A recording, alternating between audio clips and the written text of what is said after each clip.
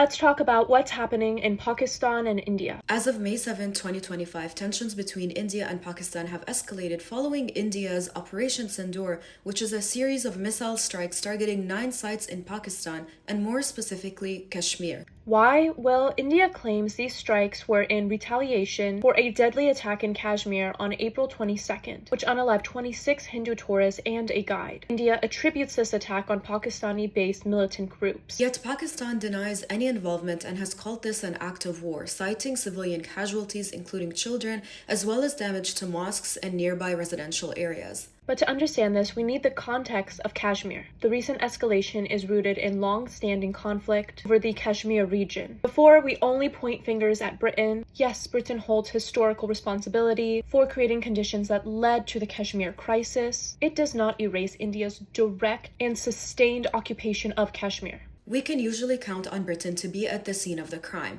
After all, in 1947, the British Empire partitioned its Indian colony into 2 states, India and Pakistan. However, India has relied on blaming its colonial legacy in order to deflect any scrutiny. But India's role is active: militarized control, legal erasure of autonomy, communications blackouts, forced disappearances, and widespread impunity. These are not inherited problems, they are chosen policies. Blaming Britain without naming that India serves India's state interest is obscuring the fact that the oppression of the Kashmiris is not a remnant of the past, but an engineered present. India has maintained international favor by masking its colonial violence in democratic language. But the structure, the settler expansion, military domination, democratic engineering, and erasure of identity is textbook occupation. The Jammu massacre of 1947 is a foundational atrocity that exposes the core of this.